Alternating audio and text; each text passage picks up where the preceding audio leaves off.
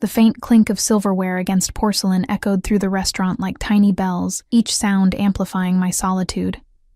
I shifted in the plush velvet chair, feeling both out of place and invisible in this temple of luxury. The weight of exhaustion hung on my shoulders. A constant companion since becoming both mother and father to my 4-year-old daughter, Lily. "More water, ma'am?" The server's voice startled me from my thoughts, his crisp black uniform a stark contrast to my simple dress bought on clearance 3 seasons ago. "Yes, thank you." My voice came out smaller than intended, as if the opulence of the place had stolen my volume along with my confidence. I shouldn't have been there. The obsidian was far beyond my budget, a cathedral of crystal chandeliers and marble floors where the wealthy came to worship at the altar of exclusivity. But today was my 30th birthday, and after dropping Lily at my neighbor's for a rare overnight stay, I'd made a reckless decision to treat myself to one decent meal. Just one night where I wasn't eating dinosaur-shaped nuggets or mac and cheese from a box. The restaurant hummed with quiet conversation and the occasional burst of practiced laughter. I kept my eyes fixed on the menu, each price making my stomach twist. I'd saved for months for this indulgence, tucking away spare dollars from my paychecks at the hospital where I worked as a nurse's assistant. "The salmon is excellent tonight," the server suggested, noticing my hesitation. I nodded gratefully, closing the leather-bound menu. "The salmon, then." As I waited, I allowed myself to absorb the atmosphere. The heavy scent of expensive perfumes, mingling with aromas from the kitchen, the soft jazz playing from hidden speakers, the warmth from candles casting everyone in a flattering glow. For a moment, I could pretend I belonged. The stillness shifted suddenly. Like animals sensing a predator, the other diners subtly straightened, conversations falling to whispers. The air itself seemed to change, charged with an electric current of deference and fear. I didn't immediately notice him. Instead, I felt him first, a presence that altered the gravity of the room. My eyes lifted just as he moved past my table, a tall figure in a perfectly tailored suit that made the expensive clothes of other patrons look like department store bargains. Dark hair, cut precisely, framed features that seemed sculpted rather than grown, sharp cheekbones, a strong jaw, and eyes the color of aged whiskey. He was flanked by 2 men whose stiff postures and scanning gazes marked them as security rather than companions. One whispered something in his ear, causing those intense eyes to flick directly to my table. I looked away instantly, heart hammering against my ribs. Something primal warned me not to be caught staring at this man. I pretended to be fascinated by the pattern on my napkin, while feeling the weight of his gaze settle on me like a physical touch. "Who is she?"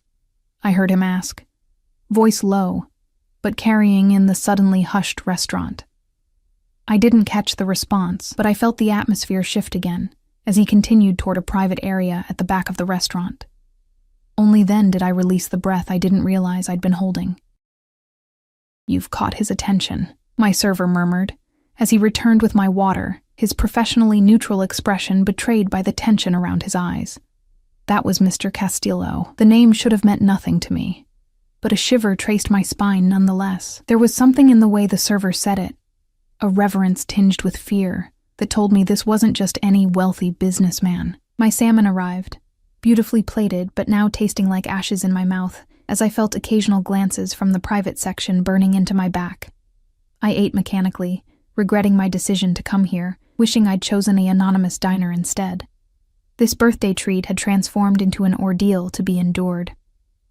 I was nearly finished when the server returned, this time with a glass of dark red wine I hadn't ordered. "Compliments of Mr. Castillo," he said, placing it beside my plate. I didn't order this," I stammered, panic rising in my throat, "and I can't accept. It would be impolite to refuse." The server interrupted softly, his expression conveying what his words didn't. This wasn't a suggestion.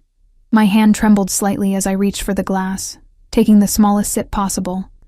The wine was rich and complex, probably costing more than my weekly grocery budget. I set it down quickly, determined to finish my meal and leave as soon as possible. When I asked for the check, the server shook his head. "Your meal has been taken care of, Ms. Harper," I supplied automatically before I could stop myself. "Emma Harper. But I can't accept. Mr. Castillo insists." Again, that tone that brooked no argument. I nodded, gathering my worn purse and cardigan. As I stood, I made the mistake of glancing toward the private section. Through a gap in the privacy screens, those whiskey-colored eyes caught mine. Mr. Castillo raised his glass slightly in acknowledgement, his expression unreadable but intense. Something in that gaze made me feel simultaneously seen and hunted. I hurried out, the cool night air a relief after the stifling atmosphere inside. My ancient Honda sat like an eyesore among the gleaming luxury vehicles in the parking lot. As I fumbled for my keys, a sleek black car pulled up beside me, the window lowering to reveal one of Mr. Castillo's security men. Ms. Harper, he said, my name in his mouth sending another chill through me. Mr. Castillo would like to ensure you get home safely. Allow us to escort you. That's really not necessary, I said, backing away slightly. I only live 15 minutes from here. It wasn't a request. His tone remained polite, but the underlying steel was unmistakable. Before I could protest further, the back door opened, and there he was, Alexander Castillo, regarding me with those intense eyes that seemed to strip away my defenses. Please, join me, he said, his voice deep and smooth like the wine he'd sent to my table. I insist. In that moment, I made what would prove to be the most consequential mistake of my life. Instead of running, instead of screaming, instead of causing the scene that might have saved me from what was to come, I slipped into the back seat beside him. The door closed with a soft click that sounded to my ears like a cage snapping shut. Emma Harper, he said, my name on his lips somehow sounding like both a caress and a claim. Tell me, what brings a woman like you to my restaurant? Alone? On a Tuesday night?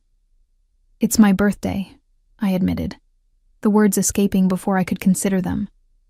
Something flickered in his eyes, interest, perhaps, or calculation. A birthday should never be celebrated alone. He studied me, gaze lingering on my hands, my face, my simple clothes. You have a child. It wasn't a question. I glanced down at my purse, where a small unicorn keychain, Lily's gift to me this morning, hung from the zipper. A daughter, I confirmed reluctantly. She's 4. And her father? The bluntness of the question startled me. Not in the picture. He nodded, as if confirming something to himself. Address? He asked, and when I hesitated, added, so we can take you home, Emma. The way he said my name, so familiar, so possessive already, should have warned me. But exhaustion and the lingering effects of the wine clouded my judgment. I gave him my address, watching as he relayed it to the driver with a quiet command. As the car glided through the night streets, I realized with growing unease that Alexander Castillo hadn't stopped looking at me, his gaze a physical weight I couldn't shake. In the confined space of the car, I caught his scent, expensive cologne with undertones of something darker, something dangerous. Why did you pay for my meal? I finally asked, needing to break the charged silence. A smile curved his lips, not quite reaching those predatory eyes. Let's call it a birthday gift. From a complete stranger, I countered, finding a spark of courage. We're hardly strangers now, Emma, he replied. I know your name, where you live, that you have a daughter, and that you were dining alone on your birthday in a restaurant where you clearly felt out of place. He leaned slightly closer. I find I want to know more. The car stopped outside my apartment building, a modest complex that looked even shabbier through the tinted windows of his luxury vehicle. Thank you for the ride, I said stiffly, reaching for the door handle. His hand caught mine, warm and strong, the touch sending an involuntary shiver through me. One more thing, he said, producing a business card seemingly from nowhere. When you need anything, anything at all, call this number. I took the card automatically, the heavy cardstock embossed with just a phone number, no name. Why would I need anything from you? I asked, finding another flicker of defiance. Alexander Castillo smiled again, this time showing a flash of perfect white teeth that reminded me of a predator's warning. Because, Emma Harper, he said, releasing my hand, but somehow making me feel more captured than before. Everyone eventually needs something from someone like me. I escaped the car, clutching my purse and the business card, feeling his eyes on my back until I disappeared into my building. Only when I was safely inside my apartment, door locked and chained. Did I allow myself to breathe? On my refrigerator, Lily's crayon drawing smiled at me, a stick figure of her and me, holding hands beneath a bright yellow sun. Normal, safe, my world. I looked down at the business card in my trembling hand, suddenly certain that my world had just tilted irrevocably on its axis. What I couldn't have known then, as I slipped the card into my wallet instead of tearing it to pieces as I should have, was that Alexander Castillo had already decided I belonged to him, and men like Alexander Castillo always took what they wanted. 3 days passed in blissful normality. I worked my shifts at St. Mary's Hospital, picked Lily up from preschool, and tried to convince myself that the encounter with Alexander Castillo had been nothing more than an unsettling birthday adventure, a story I might someday tell with a nervous laugh. The business card remained in my wallet, untouched but not forgotten. Sometimes during quiet moments, I found myself running my finger over the embossed number, wondering what would happen if I called. I never did. On Thursday afternoon, I was helping Lily build a castle out of mismatched blocks when someone knocked on our apartment door. Unexpected visitors were rare in our quiet life. "Stay here, sweetie," I told Lily, my heart inexplicably racing as I approached the door. Through the peephole, I saw a delivery man holding an elaborate arrangement of white roses. Frowning, I opened the door a crack, security chain still in place. "Emma Harper?" he asked, consulting his clipboard. "Yes?" "Delivery for you." I unlatched the chain and accepted the flowers. At least 24 pristine roses nestled among fragrant greenery, wrapped in heavy cream paper tied with a silk ribbon. The delivery man nodded and left without waiting for a tip, which was fortunate since I had none to give. "Pretty," Lily exclaimed, abandoning her blocks to examine the flowers. "Is it your birthday again?" "No, sweetie." I searched for a card among the blooms and found a small envelope. Inside was a heavy cardstock note with only 3 words in elegant script. "Happy belated birthday." No signature. But I didn't need one. The knot in my stomach tightened as I realized Alexander Castillo knew where I lived, not just my building, but my specific apartment. The roses suddenly seemed less like a gift and more like a message. "I can reach you whenever I want." That night, after tucking Lily into bed, I searched Alexander Castillo's name online. What I found sent chills crawling up my spine. The official articles described him as a successful entrepreneur, with interests in real estate, import and export businesses, and several high-end restaurants, including the Obsidian. But between the lines of respectability ran darker threads, investigations that mysteriously ended, competitors who disappeared, and whispered associations with organized crime. Alexander Castillo wasn't just wealthy, he was dangerous. And for some unfathomable reason, he had fixed his attention on me. The next morning, I dropped Lily at preschool and hurried to work, hyper-aware of my surroundings. Every black car made my pulse quicken. Every suited man became a potential threat. I was jumping at shadows, but the shadows seemed to be watching back. "You okay, Emma?" asked Diane, the head nurse, as I fumbled a stack of patient charts. "You seem distracted today." "Just tired," I lied, forcing a smile. "Lily had nightmares last night." Diane nodded sympathetically. "Single parenting is tough." "Hey, if you need an extra shift next week, we're short-staffed on Tuesday." "I'll take it," I said quickly, mentally calculating how the additional hours would help with next month's rent. Since Lily's father had vanished 2 years ago, taking my savings and leaving nothing but debt, I'd been perpetually treading financial water. As my shift ended, I headed to the staff locker room to change out of my scrubs. The room was empty except for me, the fluorescent lights buzzing overhead as I pulled on my jeans and sweater. When I closed my locker, I nearly screamed at the reflection in the small mirror, a man standing behind me, one of Alexander Castillo's security guards, the same one who had spoken to me outside the restaurant. "Jesus," I gasped, spinning around. "How did you get in here? This is staff only." His expression remained impassive. "Mr. Castillo would like to see you." Fear and indignation warred within me. "I'm picking up my daughter in 20 minutes. Arrangements have been made. Your neighbor, Mrs. Chen, will watch her until later this evening." Ice flooded my veins. "You spoke to Mrs. Chen? How do you even know?" "Mr. Castillo is a thorough man.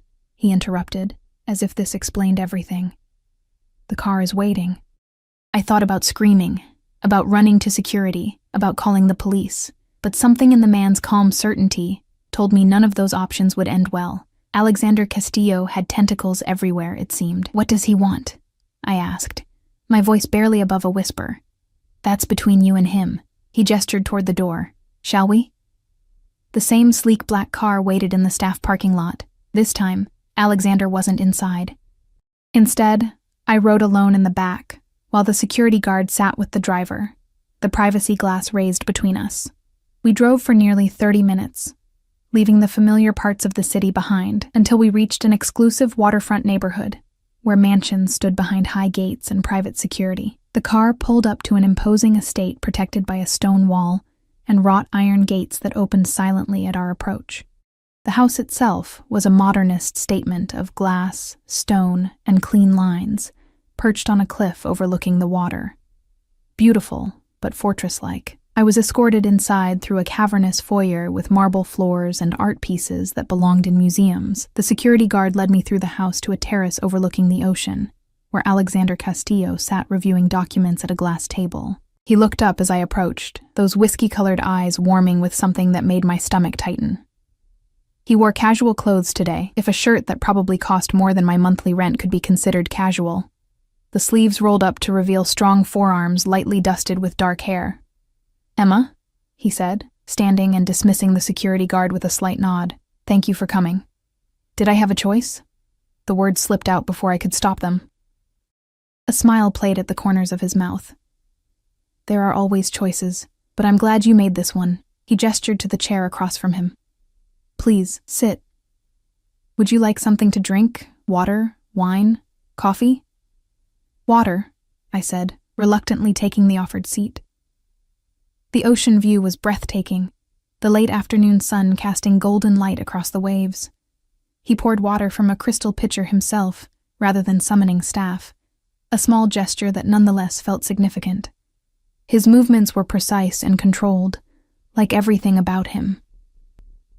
You're upset about the flowers, he said, setting the water glass before me. Not a question. I'm upset that you know where I live, that you contacted my neighbor, that you're interfering with my life, I replied, finding courage in anger. I don't know what you want from me. Alexander studied me with those penetrating eyes. What I want is simple, Emma. Your company. My company, I repeated flatly. You could have anyone. Models, actresses, socialites. Why are you fixated on a single mother who can barely afford to eat at your restaurant? He leaned forward slightly, his gaze never leaving mine, because when I saw you sitting alone in that restaurant, so clearly out of place, yet holding yourself with such quiet dignity, I saw something rare, authenticity. Do you know how unusual that is in my world? I took a sip of water, using the moment to collect my thoughts. So I'm a novelty, a curiosity. You're a mystery I find myself wanting to solve. His voice dropped lower, more intimate. Tell me about yourself, Emma Harper. There's nothing to tell. I work at St. Mary's Hospital. I raise my daughter. I try to make ends meet. And Lily's father? The question hit a tender spot. Gone. He cleaned out our savings and disappeared when Lily was 2. I later found out he had gambling debts.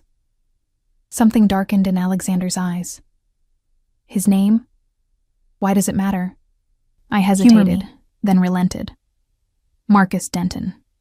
Alexander nodded almost imperceptibly, as if filing the information away. The casual way he asked, the intensity of his interest, it unsettled me deeply. What do you actually want from me, Mr. Castillo? Alexander, he corrected gently. And I told you, your company, dinner perhaps, conversation. Nothing more complicated than that. Nothing was ever that simple, especially with men like him. And if I say no? He sat back, regarding me calmly. Then Raymond will drive you home, and you'll never hear from me again. The offer of freedom should have been a relief. Instead, it felt like a test, one whose rules I didn't understand. Just like that. I don't force my company on unwilling women, Emma. His tone carried a hint of offense. Yet here I was, brought to his home without my explicit consent. The contradiction hung in the air between us. One dinner, I found myself saying, though a wiser part of me screamed to take the escape offered. And then you'll leave me alone if that's what I want? A smile spread across his face. Genuine this time, transforming his severe features into something devastatingly handsome. One dinner. You have my word. As if on cue, a staff member appeared from inside the house. Dinner is ready to be served when you are, sir. I blinked in surprise. You already had dinner planned? You were that confident? Alexander stood, offering his hand to help me up. I'm always prepared for multiple outcomes. Shall we? I ignored his hand, rising on my own, unwilling to touch him just yet. He accepted this small rebellion with grace, leading me to an intimate dining room with windows overlooking the darkening ocean and a table set for two with fine china and crystal. The meal was exquisite, course after course of perfectly prepared dishes paired with wines I couldn't begin to identify. Throughout dinner, Alexander asked questions about my life, listening with unexpected interest to my mundane stories about hospital work and raising Lily. He revealed little about himself in return, deflecting personal questions with practiced ease. You know everything about me, and I know almost nothing about you, I observed as dessert was served. A delicate chocolate creation that probably contained more calories than I usually consumed in a day. What would you like to know? He asked, swirling the amber liquid in his glass. What do you really do? I ventured boldly. Beyond the restaurants and businesses mentioned in articles, his eyes gleamed with something like approval. I solve problems for people who can't solve them through conventional channels. I provide protection, arbitration, and certain specialized services. You're in the Mafia, I translated bluntly. He didn't flinch. That's an outdated term. I prefer to think of myself as operating within the gray areas of society. Areas that exist whether people acknowledge them or not. Is that supposed to make me feel better about sitting across from you? No, he said simply. It's meant to answer your question honestly. I respect you too much to lie. The statement caught me off guard. Respect wasn't what I expected from a man like him. After dinner, Alexander led me to a sitting room where a fire crackled in a stone hearth despite the mild evening. It's getting late, he said. Raymond can drive you home now, or... He paused, studying my face. You seem exhausted, Emma. I have several guest rooms. You're welcome to stay the night and return home refreshed in the morning. Alarm bells rang in my head. My daughter is being well cared for by Mrs. Chen, who I've arranged to compensate generously for her time. He finished smoothly. I've also taken the liberty of having some clothes delivered for you, should you choose to stay. The casual display of power, arranging my life, my child care, even my clothing, should have terrified me. Instead, I felt a confusing mixture of indignation and relief. For years, I'd carried every burden alone, made every decision, solved every problem. Having someone simply handle things was both intrusive and oddly freeing. Why are you doing all this? I asked, genuinely bewildered. What could you possibly want from me that's worth this effort? Alexander moved closer, close enough that I could feel the heat radiating from his body. Perhaps I'm tired of people who want things from me. My money, my power, my protection. Perhaps I find it refreshing to be with someone who wants nothing. I do want something, I corrected him. I want you to leave me and my daughter alone after tonight. A shadow crossed his face. Is that truly what you want, Emma? The question hung in the air between us, heavier than it should have been. In the firelight, his eyes seemed to glow with an intensity that made my breath catch. I want to go home, I said finally, my voice barely audible. Something that might have been disappointment flickered across his features, before his expression smoothed into polite acceptance. Of course. Raymond will take you. As we walked toward the foyer, Alexander's phone rang. He checked the screen, his jaw tightening. Excuse me for a moment. This is important. He stepped away to take the call, his voice too low for me to hear. When he returned, his expression had hardened, all traces of the charming dinner companion gone. There's been a development, he said, his tone clipped. It concerns your daughter's father. My blood froze in my veins. Marcus? What about him? Alexander's eyes held mine, unreadable and dark. He's back in the city, and he's looking for you. That's impossible. The words came out as a whisper, my legs suddenly unsteady beneath me. Marcus disappeared 2 years ago. Alexander guided me to a nearby chair, his hand at my elbow both supportive and possessive. He returned 3 days ago. My sources inform me he's accumulated even more significant debts than before. Your sources? I stared up at him, pieces clicking into horrible place. You've been investigating me, my past, my life. He didn't deny it. I make it a point to know everything about people who interest me. A chill ran through me despite the warmth of the room. How would Marcus even know where to find us? We moved after he left. I changed my phone number, my email. Everything. Alexander's expression darkened. People like Marcus have ways of finding what they're looking for when motivated enough. And it seems he's very motivated. By what? He took everything when he left. My voice cracked on the last word. Memories surfacing of those devastating days. Discovering our joint account emptied, credit cards maxed out, even Lily's small college fund gone. Alexander crouched before me, bringing his face level with mine, those intense eyes capturing my gaze. Emma, I need you to listen carefully. Men with gambling debts as severe as his don't simply want money. They're desperate, and desperate men are dangerous. Fear clawed at my throat as I thought of Lily. Her innocent smile, her complete trust in me to keep her safe. What does he want from us?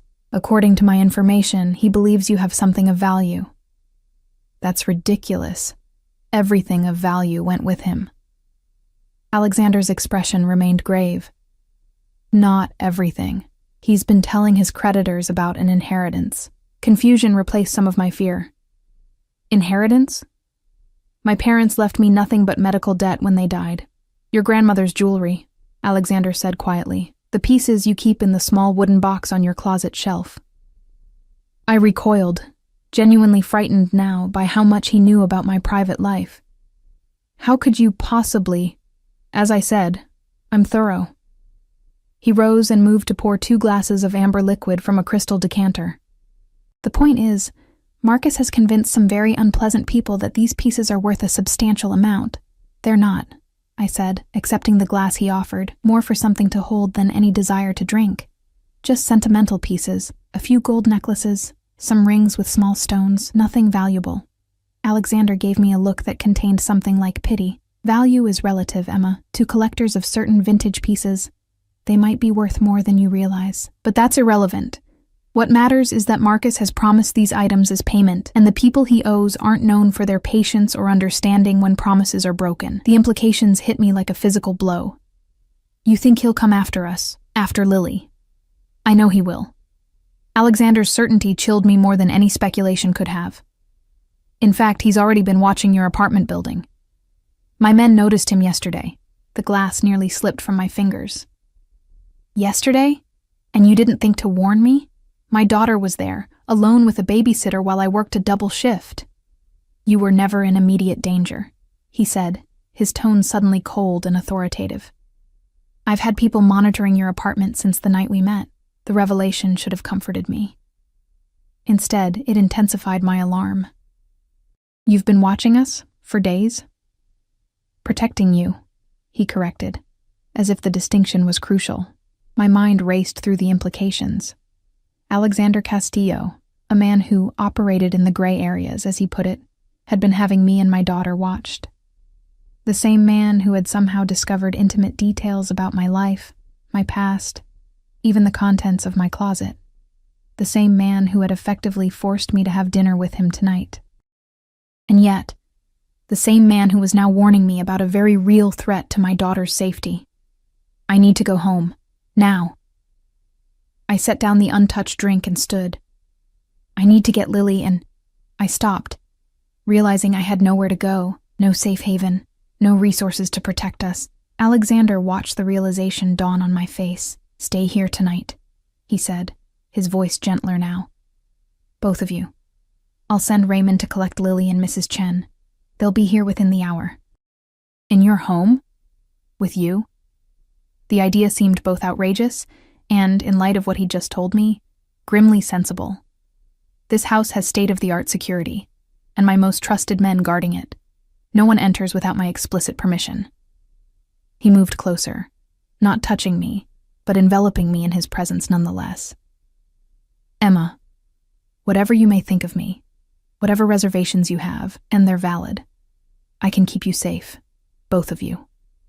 The sincerity in his voice was compelling. Or perhaps it was simply that I had no better options. Just for tonight, I conceded, hating how quickly I'd gone from defiance to dependence. And tomorrow we figure out a more permanent solution. Something flickered in his eyes, satisfaction perhaps, but it was gone too quickly to identify. Of course, I'll make the arrangements.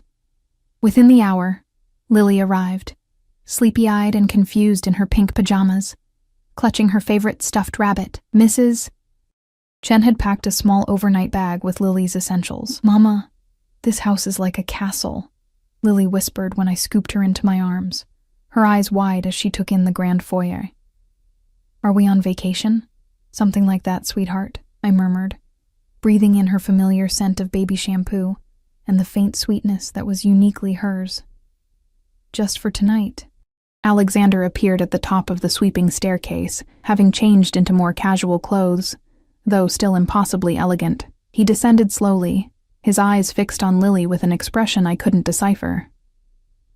"You must be Lily," he said when he reached us, his deep voice softening as he crouched to her eye level. "I'm Alexander.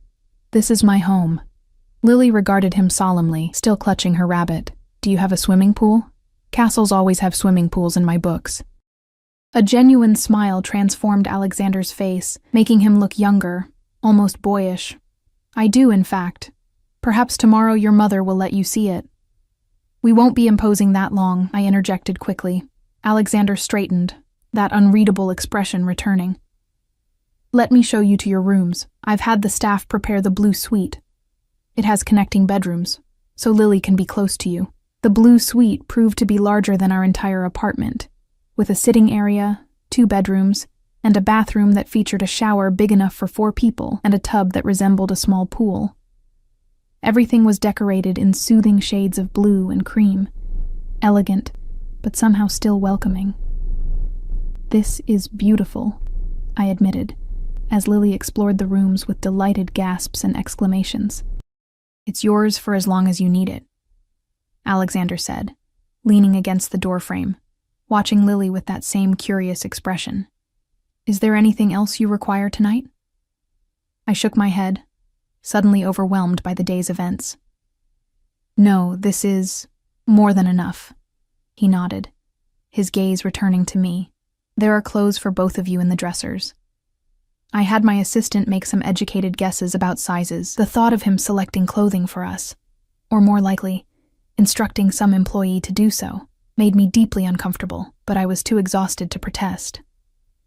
"Thank you. Sleep well, Emma," he said, lingering a moment longer than necessary before turning to leave. At the door, he paused. "My bedroom is at the end of this hallway, should you need anything during the night." His eyes held mine meaningfully. "Anything at all."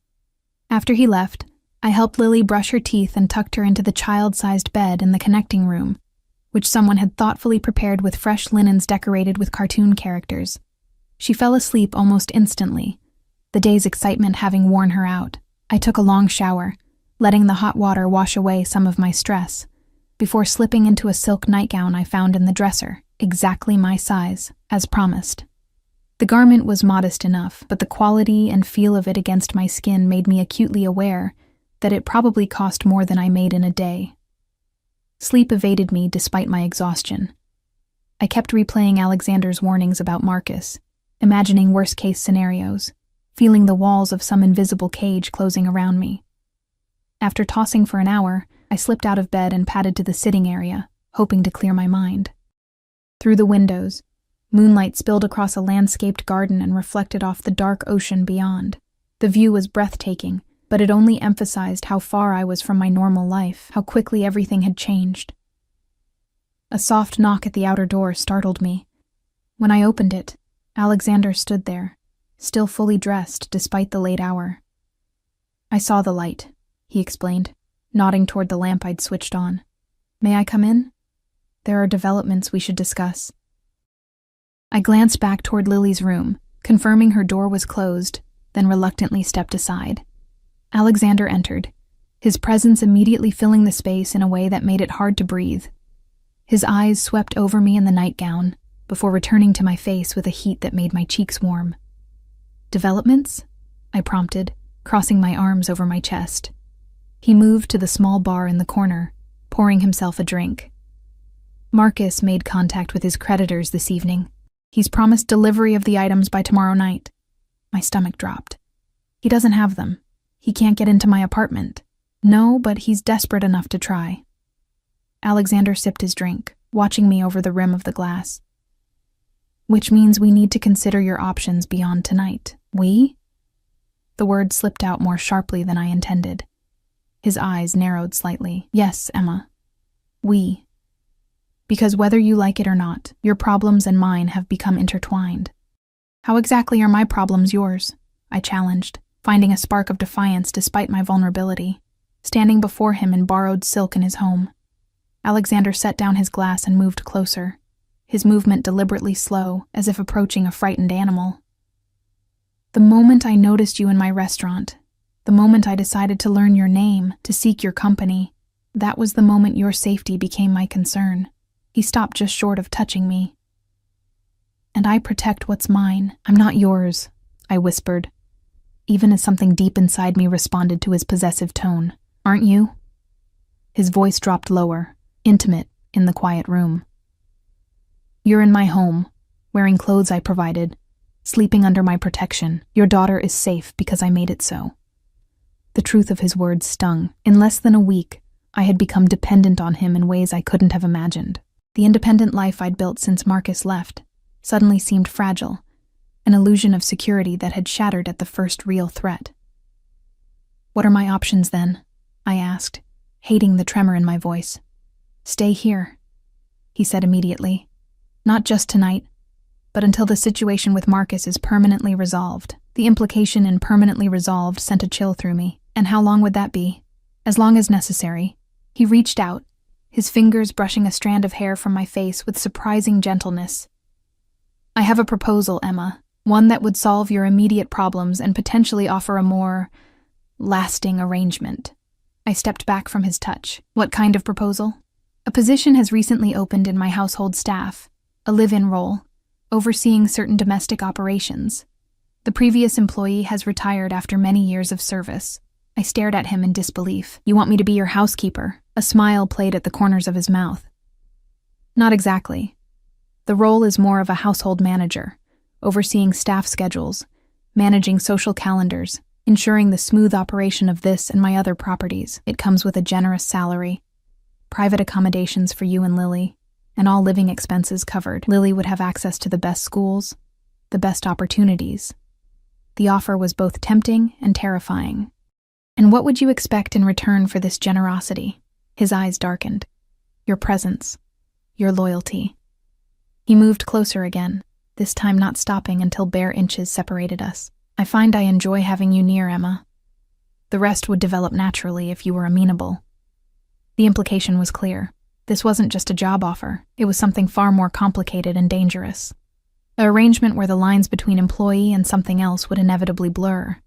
"And if I say no, then I'll still ensure your safety until the Marcus situation is resolved. I'll help you find suitable accommodations elsewhere, perhaps in another city where he can't find you. I'll make sure you and Lily are financially secure." His expression remained impassive.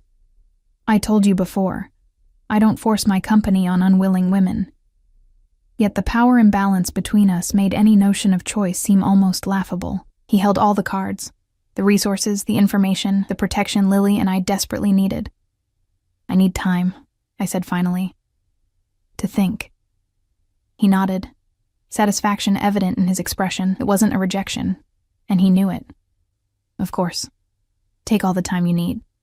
As he turned to leave, a sudden thought occurred to me. "Alexander," I called after him, the first time I'd used his first name voluntarily. "How did you know about my grandmother's jewelry? Really?" He paused at the door, considering me for a long moment. "When I became interested in you, I had your apartment thoroughly searched. Standard procedure when I'm considering bringing someone into my life." The casual admission of such a profound violation left me speechless. "Rest well, Emma," he said, closing the door behind him, leaving me alone with the uncomfortable knowledge that my life had already been changed beyond recognition, and that some part of me, some traitorous, previously unknown part, didn't entirely mind. I returned to bed where sleep continued to elude me. In the connecting room, Lily slept peacefully, unaware of the dangerous currents swirling around us, currents that seemed increasingly likely to sweep us into Alexander Castillo's world permanently. Morning arrived with disorienting brightness. For a moment, lying in the luxurious bed, I couldn't remember where I was. Then reality came flooding back.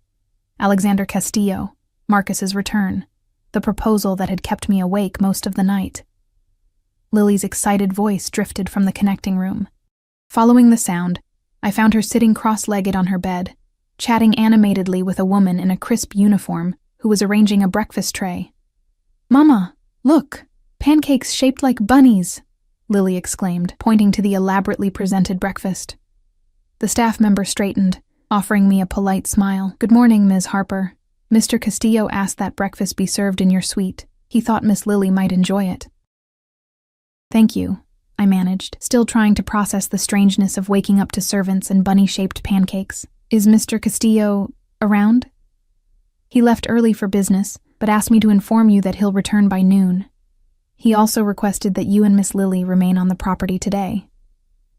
Her expression remained professionally neutral, but I detected a hint of curiosity in her eyes. Clearly, our presence was unusual enough to spark interest among the staff. After she left, Lily and I shared the extravagant breakfast.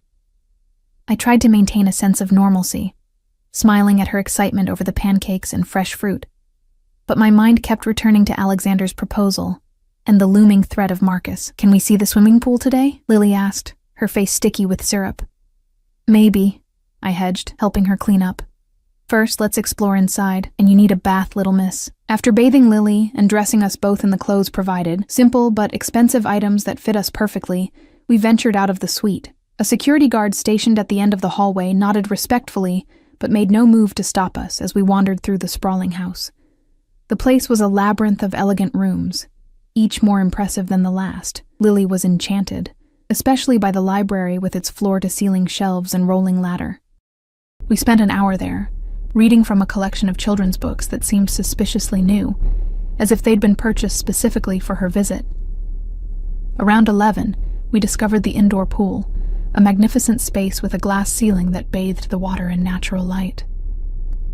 Lily pressed her face against the glass doors, her expression pleading. "Please, Mama, just for a little while?" I hesitated, but the hopeful look in her eyes won me over. "All right, but we don't have swimsuits." "Actually, you do." The voice came from behind us, making me jump. Alexander stood there, earlier than expected, watching us with that now familiar intensity. He'd changed from the business attire he must have worn for his morning meetings into more casual clothes, though still impeccably tailored. "I had swimwear added to your wardrobes this morning," he continued, stepping closer. "Good morning, Lily." My daughter, usually shy around strangers, beamed at him. "Hi, Mr. Alexander. Can I really swim in your pool?" "Of course." He crouched to her level, his expression softening in a way I'd only seen when he addressed her. "It's heated, too. Very comfortable." "Thank you." Lily bounced on her toes, then looked up at me. "Can we, Mama, please?" I felt trapped between my daughter's excitement and my discomfort, with accepting yet another offering from this man. "I suppose for a little while." "Excellent," Alexander said, rising. "The changing rooms are through there. Everything you need should be inside." He turned to me, his voice dropping slightly. "Perhaps afterward we could continue our conversation from last night while Lily rests." The reminder of his proposal sent a flutter of anxiety through me, but I nodded. "We should talk, yes." While Lily splashed happily in the shallow end of the pool, I sat at the edge with my feet in the water, watching Alexander swim powerful laps. His body was lean but muscled, marked with several scars that hinted at a violent past. When he finally pulled himself out of the water and sat beside me, droplets running down his chest, I found myself looking away, uncomfortable with my own awareness of him. "She's a wonderful child," he observed, watching Lily play with the floating toys that had magically appeared poolside. Bright, spirited. She's everything to me, I said simply. Alexander was quiet for a moment. I never had siblings. My mother died when I was young, and my father... He trailed off, his expression hardening. My father was not a family man. It was the first truly personal detail he'd shared. I'm sorry. He shrugged, the casual gesture at odds with the tension in his shoulders. It shaped me, made me value certain things. His eyes returned to Lily. Family loyalty, protection. Before I could respond, his phone buzzed. He checked it, his expression darkening. We need to talk, now. Alarmed by his sudden shift in tone, I called Lily out of the pool. A female staff member appeared as if summoned, offering to help Lily change and have some lunch while the adults talked. Once Lily was settled with lunch and cartoons in our suite, Alexander led me to his office. A sleek space dominated by a desk facing floor-to-ceiling windows overlooking the ocean. He didn't sit, but paced behind the desk, his earlier relaxed demeanor completely gone. Marcus has escalated the situation, he said without preamble. He attempted to break into your apartment early this morning. When he couldn't get in, he vandalized the door and threatened your neighbor who came to investigate the noise. Horror washed through me. Is Mrs. Patel all right? Shaken but unharmed, my people intervened before anything serious happened. He stopped pacing, fixing me with an intense look. Emma, this changes the timeline. He's growing desperate, which makes him unpredictable. I sank into a chair, trying to process this new development. What does that mean for us? For Lily? Alexander moved around the desk, kneeling before me and taking my hands in his. The gesture was so unexpected, so intimate, that I didn't pull away. It means you need to make a decision, he said, his voice gentler than I'd ever heard it. Stay here, where I can guarantee your safety, or let me arrange for you to disappear. New identities, new location, completely off the grid. The options spun in my head. Disappearing meant leaving everything behind. My job, the few friends I had, the life I'd built for Lily. Staying meant binding our future to Alexander Castillo, a man who operated in shadows, who had invaded my privacy, who clearly saw me as something to possess. If we stay, I said slowly, what exactly would that mean, in practical terms? His thumbs traced circles on my palms, the touch distracting. You would accept the position we discussed. Lily would have a home here, with access to private tutors, the best education. You would have financial security, protection. His eyes held mine. And you would have me. As what? I whispered, needing clarity even as I feared the answer. Initially, as your employer. Over time, perhaps as something more, if that's what you wanted. He released one of my hands to brush his fingers against my cheek. I'm attracted to you, Emma, more than attracted. But I meant what I said. I won't force anything. The sincerity in his voice was compelling, as was the warmth of his touch. For a woman who had been alone for so long, shouldering every burden by myself, the promise of protection, of having someone powerful on my side, was almost irresistible. And Marcus? I asked, my voice barely audible. Alexander's expression hardened. Leave Marcus to me. The implication hung heavy in the air. I should have been horrified, should have run as far from this man as possible. Instead, I found myself nodding slowly. We'll stay, I said, the words feeling momentous as they left my mouth. At least until the situation with Marcus is resolved. After that, we'll see. Satisfaction gleamed in Alexander's eyes. He raised my hands to his lips, pressing a kiss to my knuckles that sent an unexpected shiver through me. A wise decision. He rose, returning to business mode so quickly I felt dizzy from the transition. I'll have your things brought from the apartment today. Is there anything specific Lily needs that might not be obvious? I listed a few of Lily's favorite toys and books, still trying to process the choice I'd just made. Had I sold my soul for security?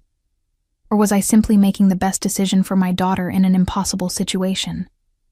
There's one more thing, Alexander said, watching me closely. Marcus contacted your phone several times this morning. Threatening messages. My blood ran cold. My phone is in my purse in the bedroom. I haven't checked it. I had my security team monitor communications to your devices since the situation developed, he explained, unapologetic about yet another invasion of privacy. The content of the messages concerns me. He's becoming increasingly unhinged. Before I could respond, a knock at the door interrupted us. One of Alexander's security men entered, his expression grave. "Sir, we have a situation. Marcus Denton has been spotted near the property perimeter." Alexander's entire demeanor changed in an instant, his face hardening into something dangerous and cold. He issued rapid commands about security protocols and surveillance, then turned to me. "Stay here," he ordered, no trace of the gentle man who had kissed my hands moments before. "Lock the door behind me. Don't open it for anyone but me." Fear gripped me. "Lily is safe," he assured me, already moving toward the door. "The house is on lockdown. No one gets in without going through me first." As the door closed behind him, I did as instructed, turning the heavy lock. Through the windows, I saw security personnel moving across the grounds with purpose, communicating via earpieces. The beautiful home had transformed into a fortress.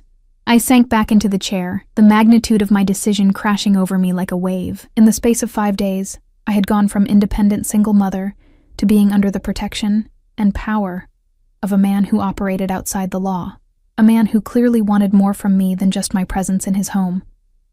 And the most frightening realization of all? Part of me wanted to give it to him. Time crawled by in Alexander's office. Through the windows, I watched security personnel patrolling the grounds, their movements precise and coordinated. Twice I tried calling the suite where Lily was staying, but no one answered, intensifying my anxiety. After 30 agonizing minutes, the office door unlocked. Alexander entered, his expression grim but controlled.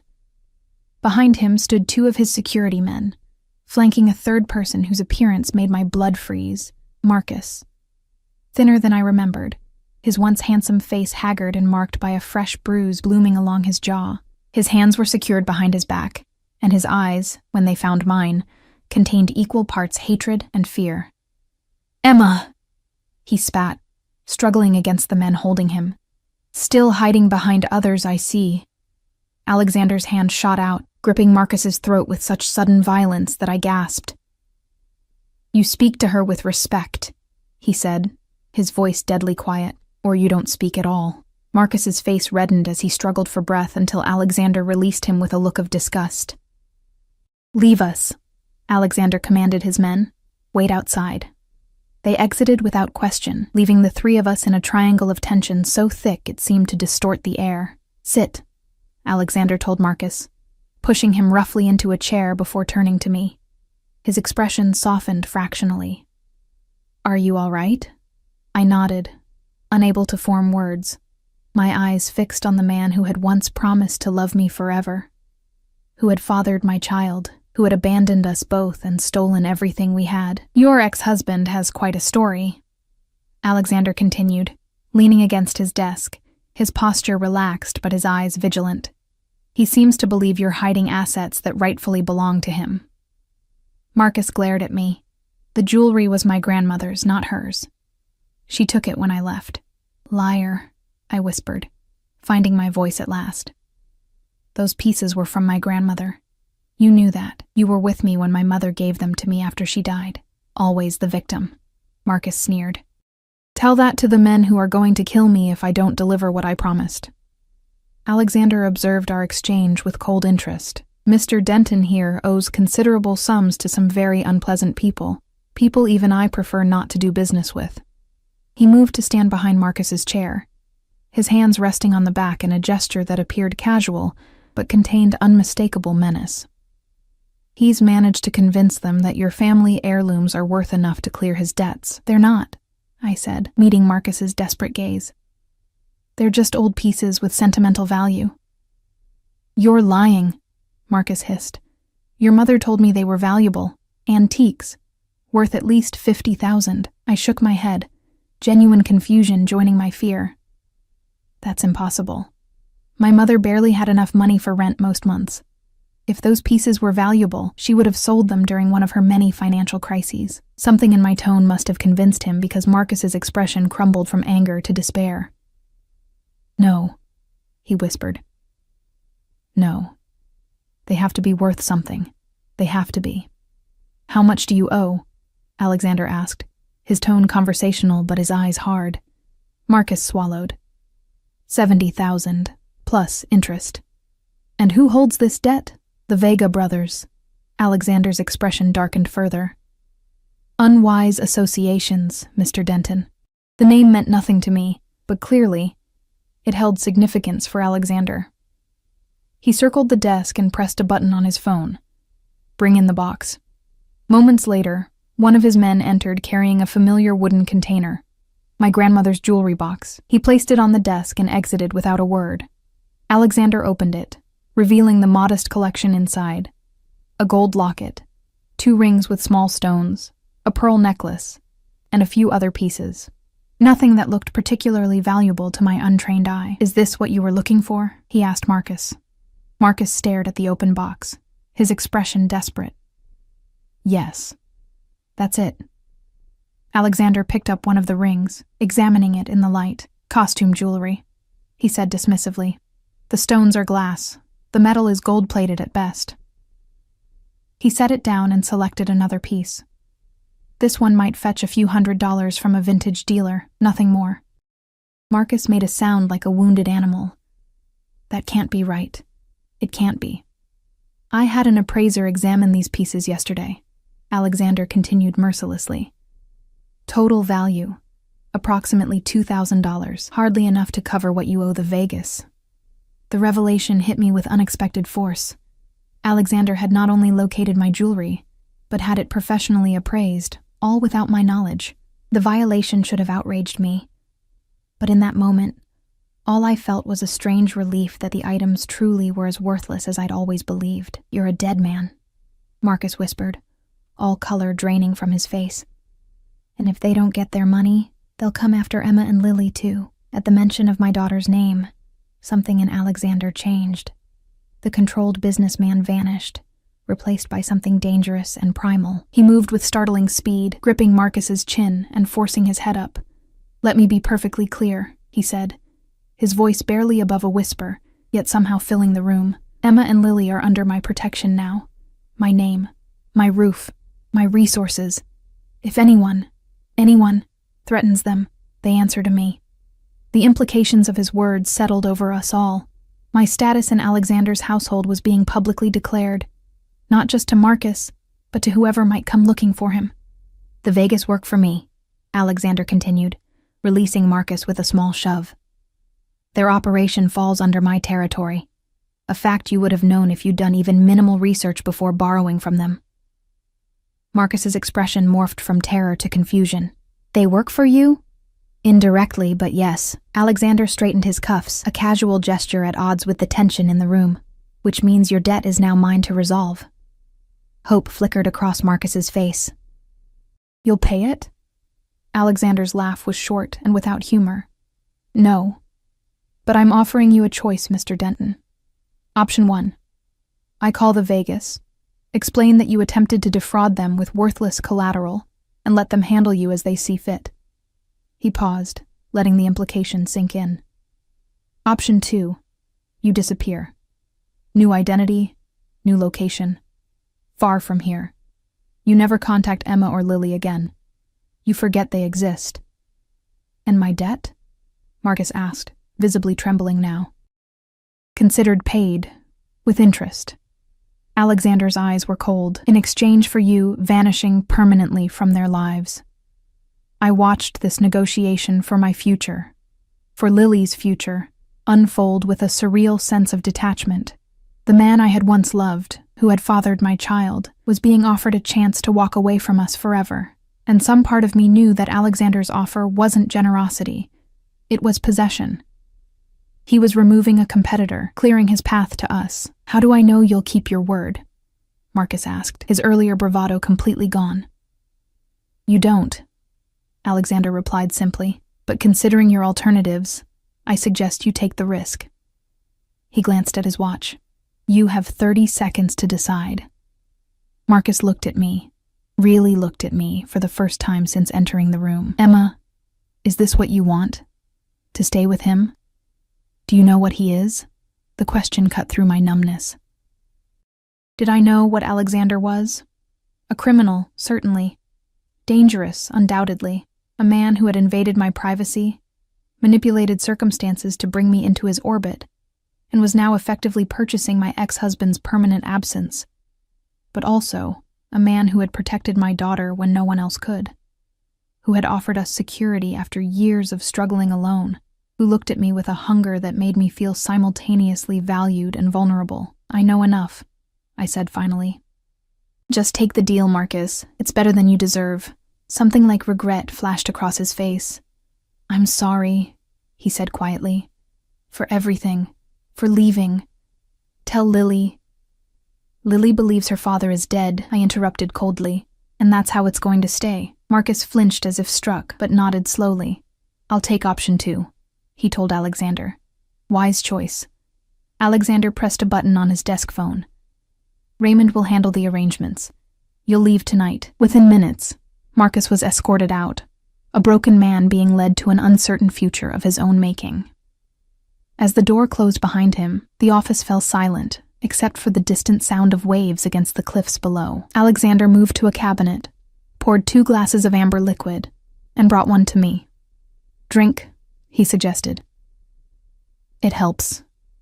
I accepted the glass, taking a small sip that burned all the way down. What happens now? I asked, my voice steadier than I felt. Now? He sat on the edge of the desk, studying me with those intense eyes. Now you begin your new life here, with me and Marcus. We'll be on a flight to South America tonight. New name, new documentation, enough startup money to establish himself somewhere remote. He'll be warned that any attempt to contact you or return to the country will void our arrangement. Alexander's tone made it clear what that would mean. I should have felt relief.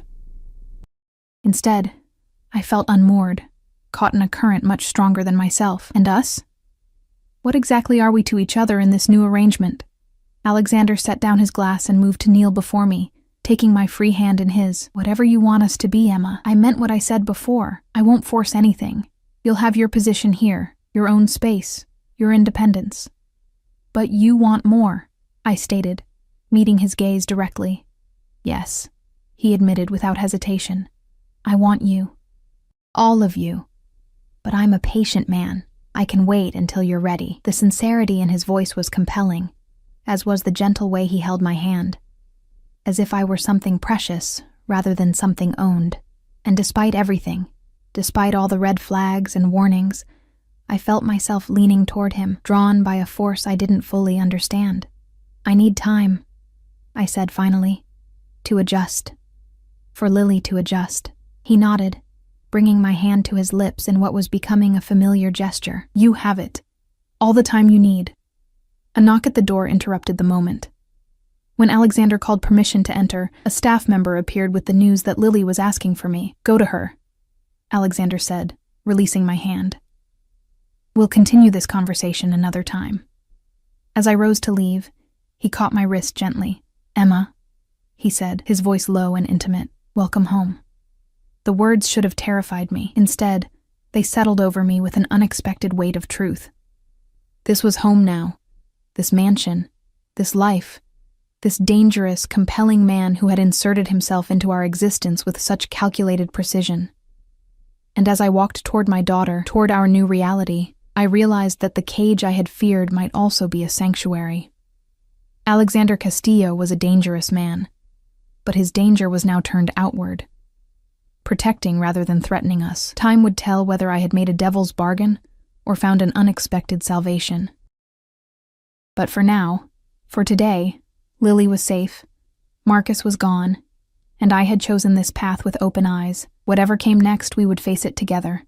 The single mom, the little girl, and the Mafia boss who had claimed them both as his own.